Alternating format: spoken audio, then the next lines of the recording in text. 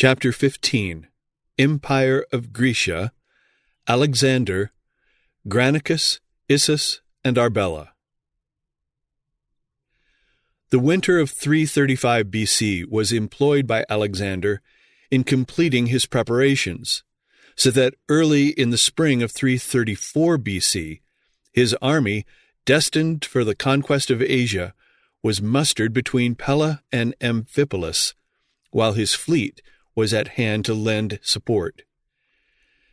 The army intended for Asia, having been assembled at Pella, was conducted by Alexander himself, first to Amphipolis, where it crossed the Strymon, next along the road near the coast to the river Nestus and to the towns of Abdera and Maronia, then through Thrace, across the rivers Hebrus and Melas, lastly through the Thracian Chersonese to Sestus. Here it was met by his fleet, consisting of 160 triremes, with a number of trading vessels besides, made up in large proportions from contingents furnished by Athens and Grecian cities. The passage of the whole army, infantry, cavalry, and machines on ships across the strait from Sestus in Europe to Abydos in Asia was superintended by Parmenio and accomplished without either difficulty or resistance. The army, when reviewed on the Asiatic shore after its crossing, presented a total of 30,000 infantry and 4,500 cavalry. Besides these troops, there must have been an effective train of projectile machines and engines for battles and sieges, which we shall soon find in operation.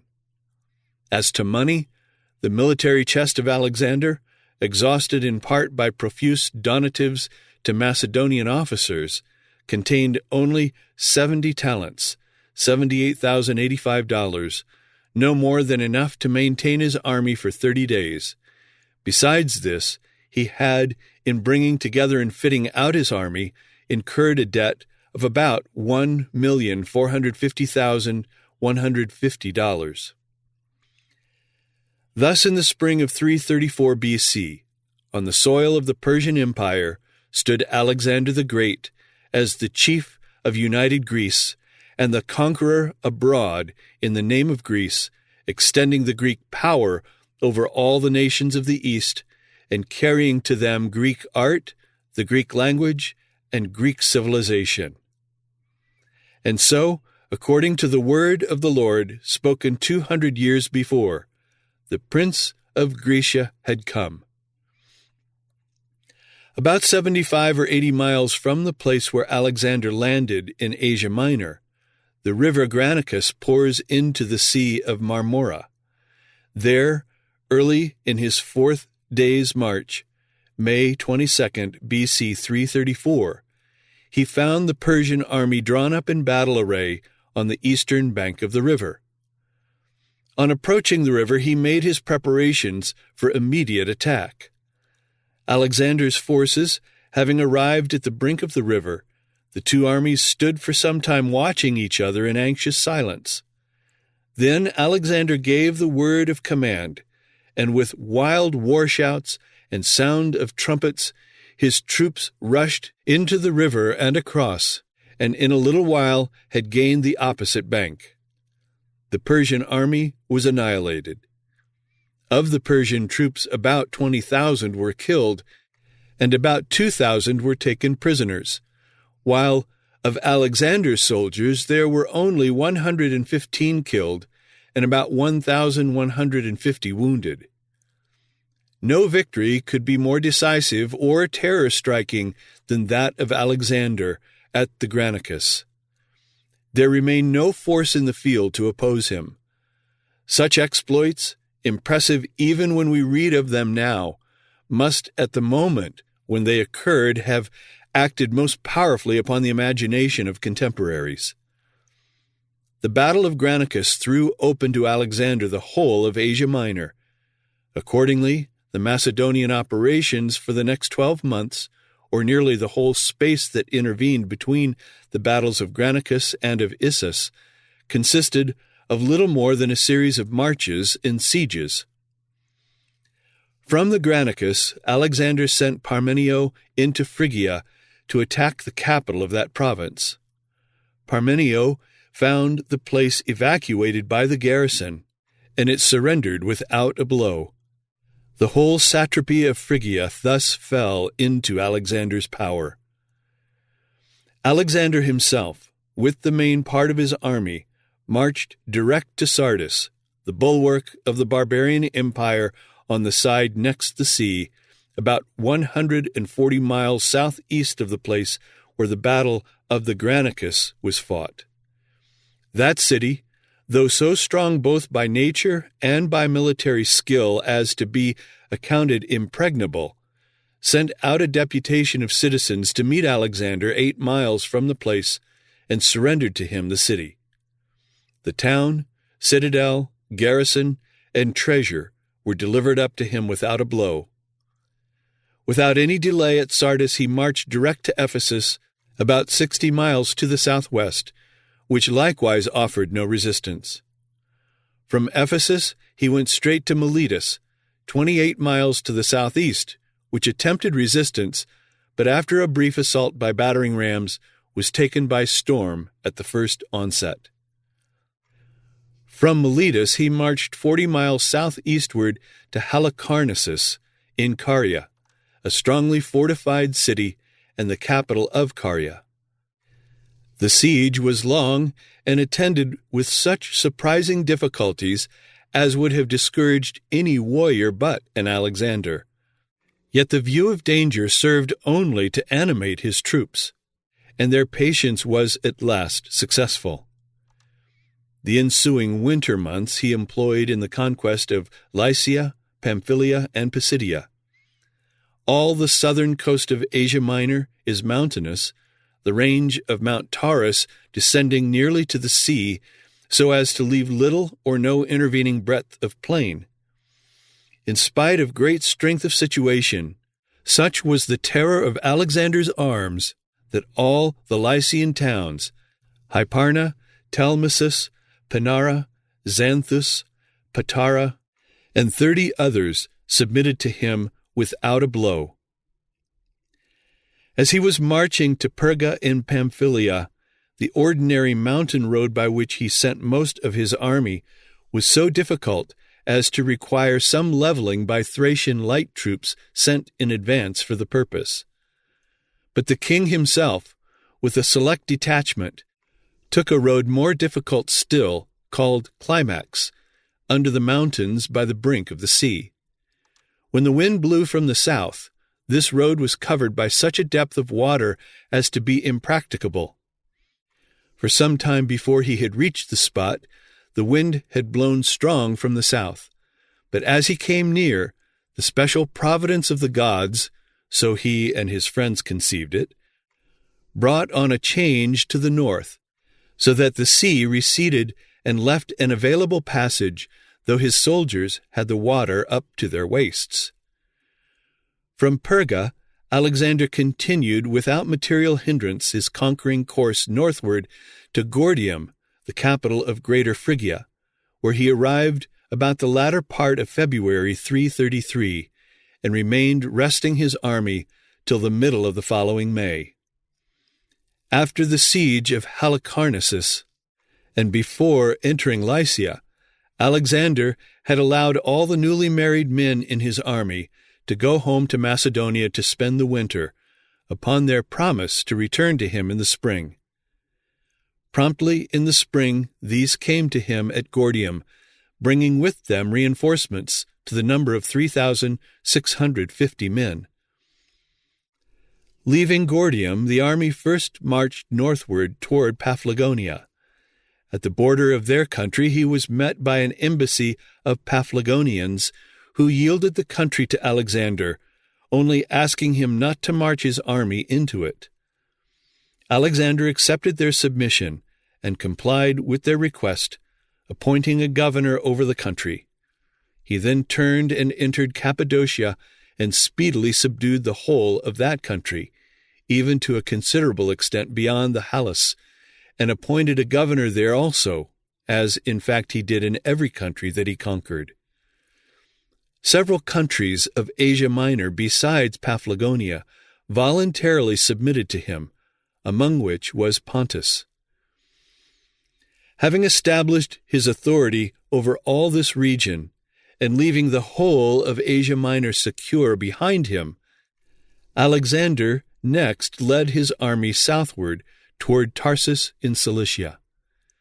To go from Cappadocia to Cilicia, the Taurus Mountains had to be crossed, and the only way was through the pass known as the Cilician Gates.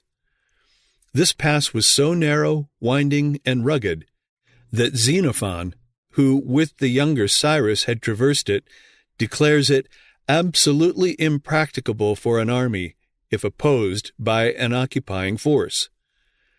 The narrowest part, while hardly sufficient to contain 4 armed men abreast, was shut in by precipitous rocks on each side. On the first approach of Alexander, the few Persian soldiers occupying the pass fled without striking a blow, being seemingly unprepared for any enemy more formidable than mountain robbers. Alexander thus became master of this almost insuperable barrier without the loss of a man. On the ensuing day he marched his whole army over it into Cilicia, and arriving in a few hours at Tarsus, found the town already evacuated. The utter neglect of even any precaution regarding this pass is but an illustration of the general persistent blindness of Darius in all his military conduct.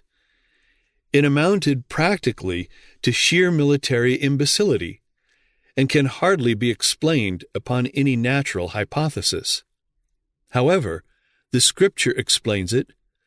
When the angel of God was sketching this period to Daniel, he said that when he had told the prophet what he was commanded to tell him, he would return to the court of Persia, and then he said, "When I am gone forth, lo, the prince of Grecia shall come." The angel had remained with the kingdom of Persia and at that corrupt court as long as he could possibly endure it. When intemperance and iniquity of all sorts so abounded there that it could no longer be endured by the holy messenger, he went forth. And when he had gone forth, and Persia and her king were abandoned to themselves and their pernicious ways, and the prince of Grecia had come, there was no wisdom, nor knowledge, nor power to resist him. What was wisdom seemed to the Persians foolishness, and what was foolishness seemed to them the only wisdom. By a severe fit of illness, Alexander was detained at Tarsus much longer than he expected or wished to remain. He had no sooner regained strength, however, than he was again on the march, this time towards Syria. The road from Cilicia into Syria led through a pass called the Gates of Cilicia and Syria, which was only less narrow and easy to be defended than were the gates of Cilicia. Here, however, as there, the Persian guard fled with very little, if any, resistance. While he was on this march, Alexander first received definite news of the whereabouts of Darius, and found that he was encamped with a vast army on the plain in Syria, a little east of the southern point of Mount Amanus, at a place called Sochi. In the year that had passed since the battle of the Granicus, Darius had succeeded in gathering together a vast host, numbering, at the very lowest estimate, 311,200, and at the highest, 600,000. The weight of authority favors placing the real number at about 500,000. Accompanied by his mother, his wife, his concubines, his children, and all the personal attendants of every description that pertain to the palace and the harem, Darius in person led his army out of Babylon just about the time that Alexander, with his little band of less than 40,000, left Gordium. In the camp, all the luxury of the palace was maintained by the king and his Persian grandees. The baggage was enormous. Of gold and silver alone, we are told that there was enough to furnish load for 600 mules and 300 camels. A temporary bridge being thrown over the Euphrates, 5 days were required to enable the whole army to cross. At the head of such an overwhelming host, Darius was eager to bring on at once a general battle. At the extreme northeastern corner of the Mediterranean Sea lay the city of Issus. As Alexander passed through this city, he left there the sick ones of his army and hastened onward to find the camp of Darius. He marched 2 days' journey southward from Issus along the seacoast, intending there to pass eastward through the gates of Syria to the camp of Darius at Sochi. Meantime, however, Darius had marched out of Syria into Cilicia to seek the army of Alexander. While Alexander was marching southward west of the mountains to go by the southern pass into Syria, Darius was marching northward east of the mountains to go by the northern pass into Cilicia. Darius crossed the mountains and came to Issus. There he learned that Alexander had left that place only 2 days before to find him. The Persians cruelly put to death all the sick whom Alexander had left at Issus, except a few of the more able-bodied who were able or were allowed to escape.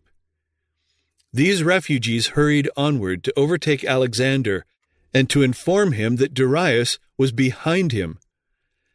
Alexander had been delayed by a violent storm, and so had not passed into Syria, and was therefore easily overtaken by the refugees. Though Darius had done the very thing that Alexander could have most desired, yet, under the circumstances, it was a thing so altogether blind and unmilitary that Alexander could not believe the report of the refugees until he had sent some of his officers in a galley up the coast to see.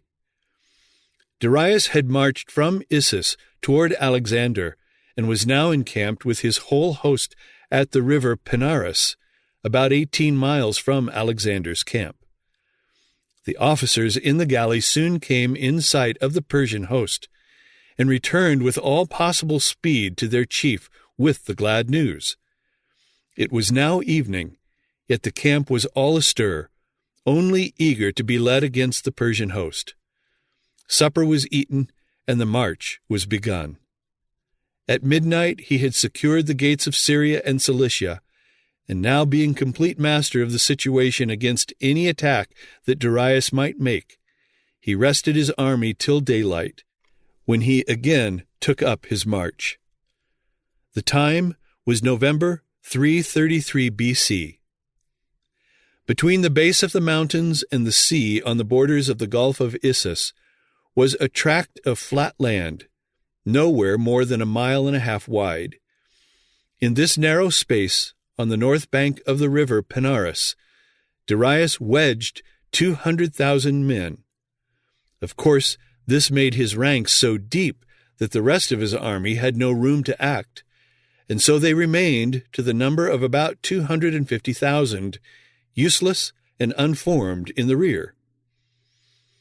On the south side of the river Pinaris, Alexander formed his forces, so in this position the Pinaris flowed between the two armies, as did the Granicus at the battle that was fought there. The battle began by the advance of Alexander. Leaving 300 of his cavalry to hold in check 20,000 Persians that threatened his right flank, he moved onward his whole line at a slow pace till it came within bowshot of the Persian front, and then gave the command to charge.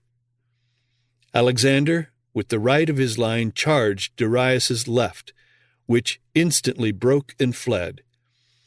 Alexander's left was not so successful, however. Their part of the bank of the river was steep and defended by stakes, and besides this, the Persian right showed a stubborn resistance.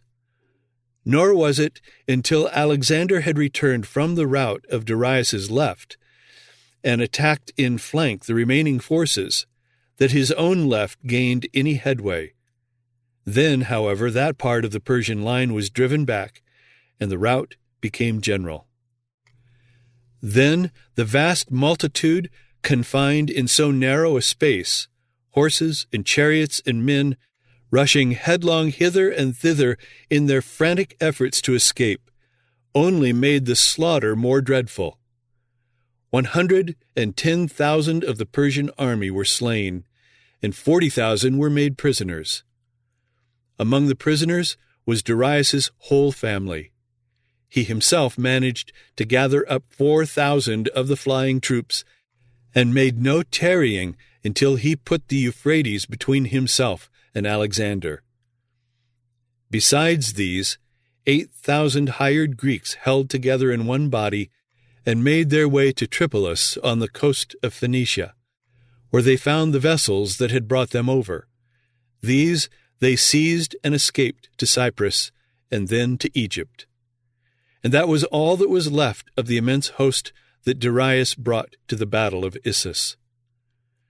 No attempt was made to rally or reform the flying fugitives, and so the second time a Persian army was annihilated by Alexander, this time with a loss to himself of only 450 killed and 504 wounded.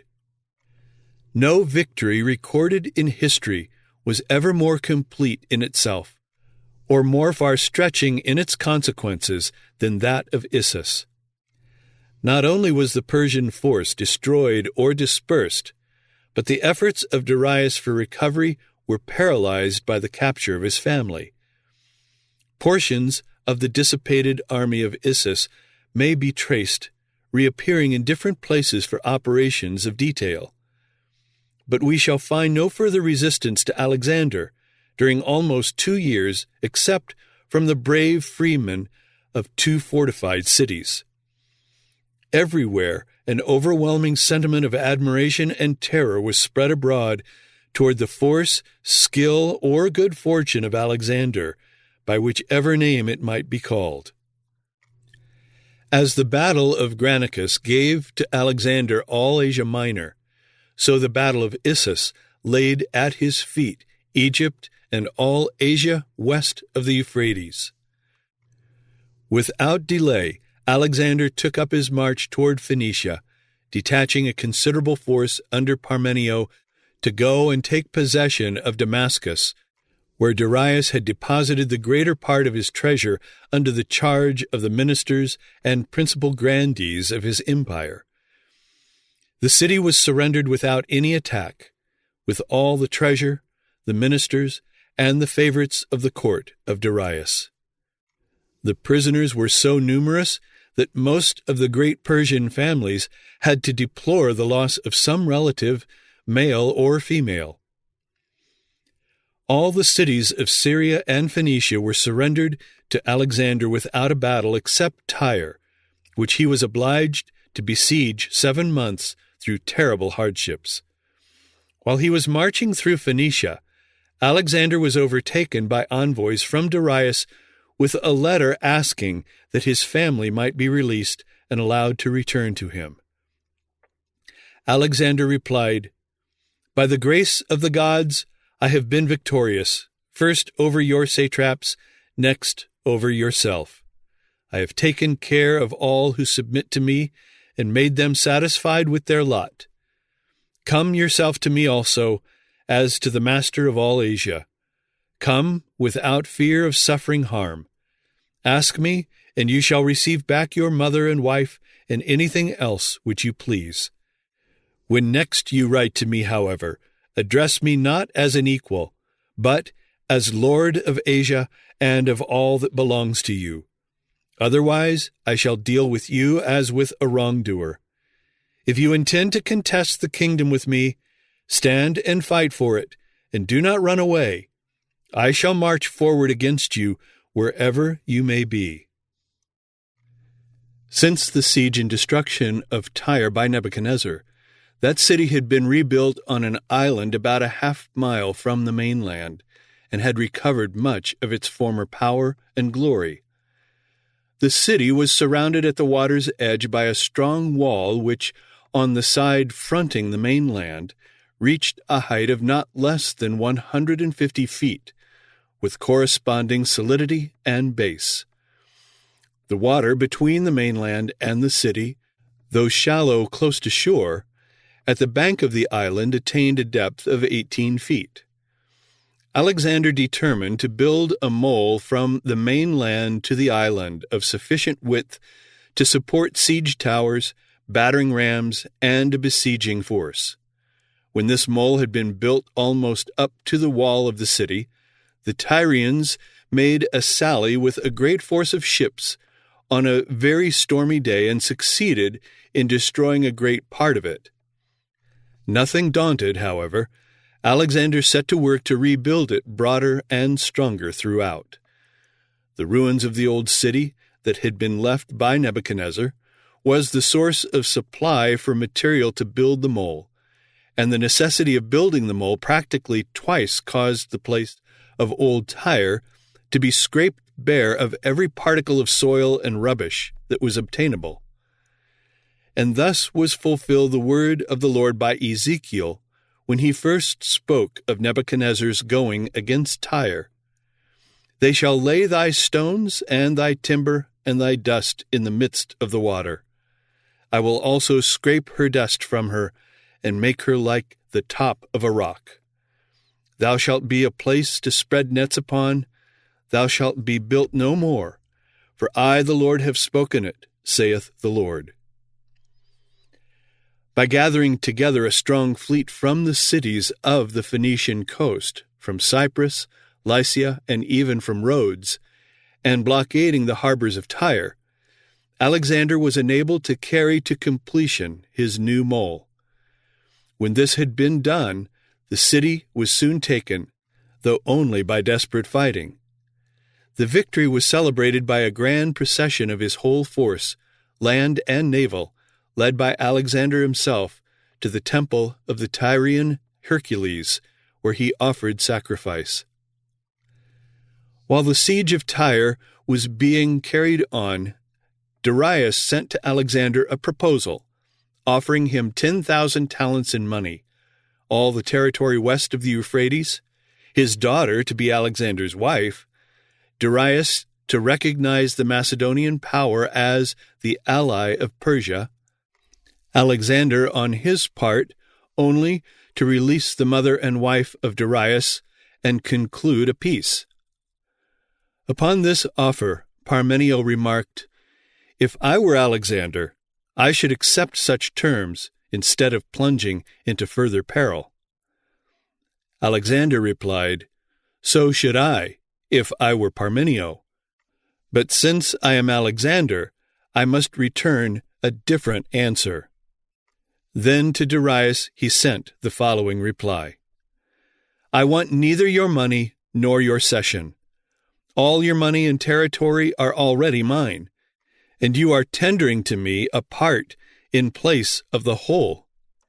If I choose to marry your daughter, I will marry her, whether you give her to me or not. Come hither to me if you wish to obtain from me any act of friendship." From Tyre, Alexander marched to Jerusalem with the determination to destroy it as he had destroyed Tyre, because the Jews had not rendered him the support against Tyre that he demanded. This the Jews considered that they could not do for him, holding that, as they were subjects of Darius, it would be an act of rebellion to support Alexander so long as Darius was alive. And this the more especially, as all that they now were they owed under God to the Persian kings.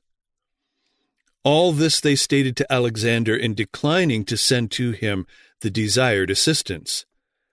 Nevertheless, Alexander would make no allowance for any such plea. He would visit vengeance upon their city also. The Jews, learning of the coming of Alexander in wrath, were greatly troubled to know what to do. The high priest proclaimed a fast and ordained that the people should make supplications and should join with him in offering sacrifices to God, whom he sought to protect that nation and to deliver them from the perils that were coming upon them. Whereupon God warned him in a dream which came upon him after he had offered sacrifice, that he should take courage and adorn the city and open the gates, that the rest should appear in white garments, but that he and the priests should meet the king in the habits proper to their order, without the dread of any ill consequences, which the providence of God would prevent. Upon which, when he rose from his sleep, he greatly rejoiced and declared to all the warning he had received from God. According to which dream he acted entirely, and so waited for the coming of the king. And when he understood that he was not far from the city, he went out in procession with the priests and the multitude of citizens.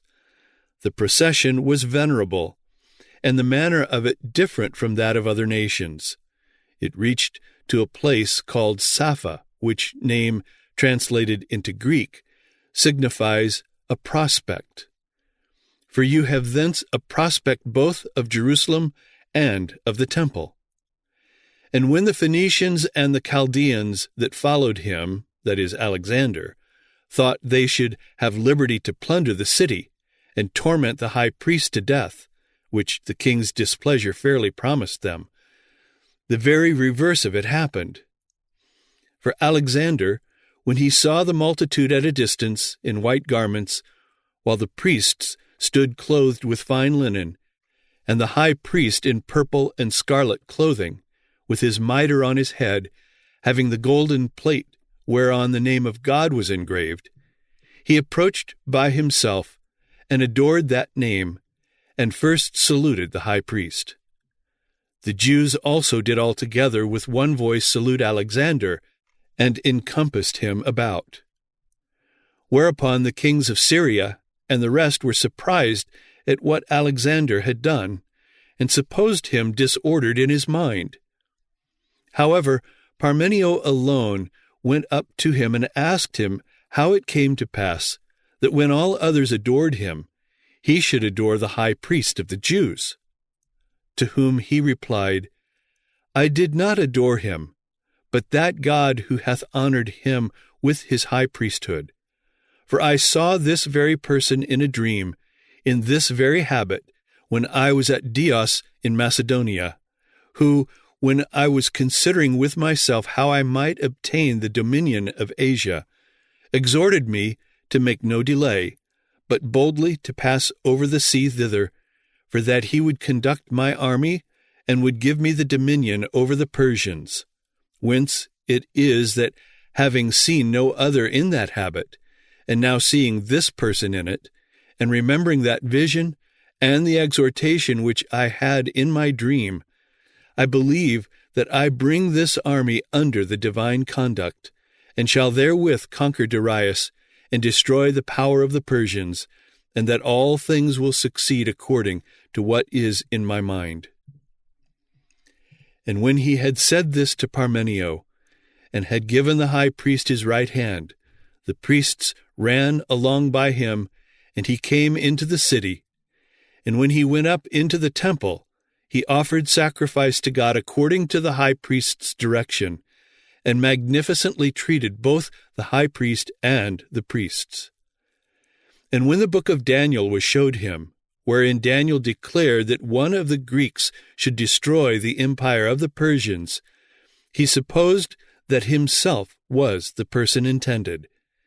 And as he was then glad, he dismissed the multitude for the present. But the next day he called them to him, and bade them ask what favors they pleased of him.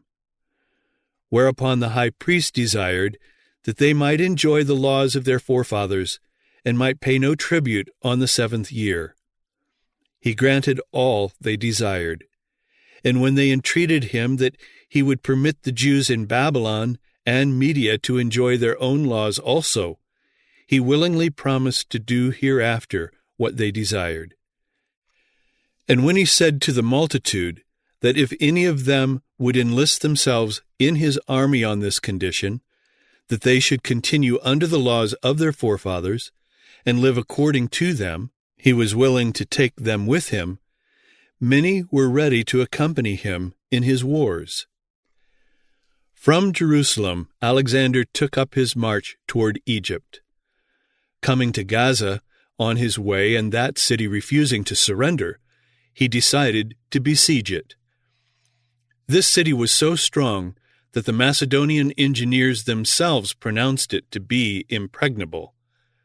But Alexander could not endure the thought of tacitly confessing his inability to take Gaza. The more difficult the enterprise, the greater was the charm for him, and the greater would be the astonishment produced all around when he should be seen to have triumphed. Gaza was built on a lofty artificial mound in a sandy plain, and was surrounded by a strong wall 150 feet high. Alexander first built a mound on only one side of the city, and set up there his battering rams and siege towers, and began to batter the wall. The besieged made such a fierce sally that they were successful in defeating the besiegers and destroying their engines. Alexander then sent to Tyre and had all his siege engines that had been employed there brought by sea to Gaza. While this was being done, he set to work to build a wall around the whole city of Gaza, so as next to make his attack on all sides at once. This Herculean work, the description of which we read with astonishment, was 250 feet high all round and 2 stadia, 1,240 feet broad. After this mighty work was finished, the place was soon taken, though the whole was accomplished in a few months, apparently only 3 or 4. The 2 sieges of Tyre and Gaza, which occupied both together 9 months, were the hardest fighting that Alexander had ever encountered, or in fact ever did encounter throughout his life. After such toils, the march to Egypt, which he now commenced, October 332 B.C., was an affair of holiday and triumph. All his time in Egypt also, after he reached the country, was only a holiday and a triumph. For instead of being obliged to conquer the country, crowds of Egyptians assembled to welcome him. He spent about 5 months in Egypt, in which time the 2 most notable things that he did were, first, the founding of a city which he named after himself, Alexandria, and which soon became, and has ever since remained, the greatest city in Egypt. And second, the dangerous march to the temple and oracle of Jupiter Ammon in the midst of the Libyan desert, where he succeeded in having himself declared by the priest to be the son of the god Jupiter. Early in the spring of 331 B.C., Alexander left Egypt and took up his march once more to find Darius, though he had no expectation of finding him anywhere but in the heart of Asia. Thither, therefore, he somewhat slowly, though steadily, made his way, so that about the middle of September he was at the ford of the Tigris, 35 miles above the site of Nineveh. On reaching the ford of the Tigris, he found it absolutely undefended. Not a single enemy being in sight, he forded the river as soon as possible with all his infantry, cavalry, and baggage. The difficulties and perils of crossing were extreme, from the depth of the water above their breasts, the rapidity of the current, and the slippery footing. A resolute and vigilant enemy might have rendered the passage almost impossible. But the good fortune of Alexander was not less conspicuous in what his enemies left undone than in what they actually did. Nearly 23 months had passed since the battle of Issus, and Darius had succeeded in gathering together at Arbela an army of more than 1,000,000 of men.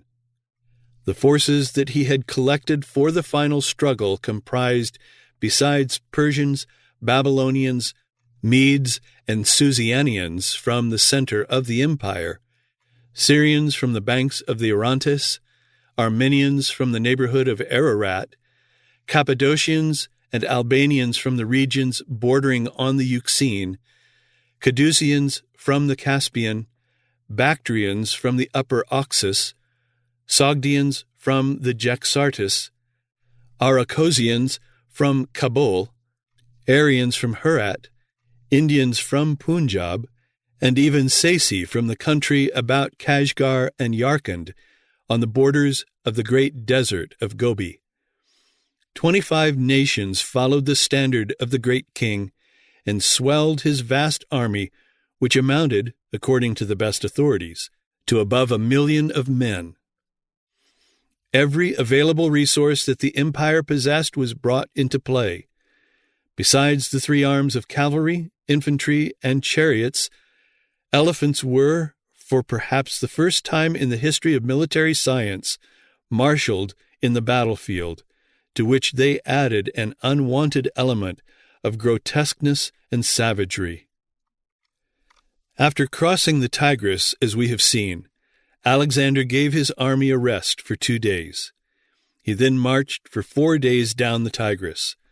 The 4th day, he met a body of Persian cavalry, which he scattered, taking some prisoners, from whom he learned that Darius with his whole army was only a few miles away.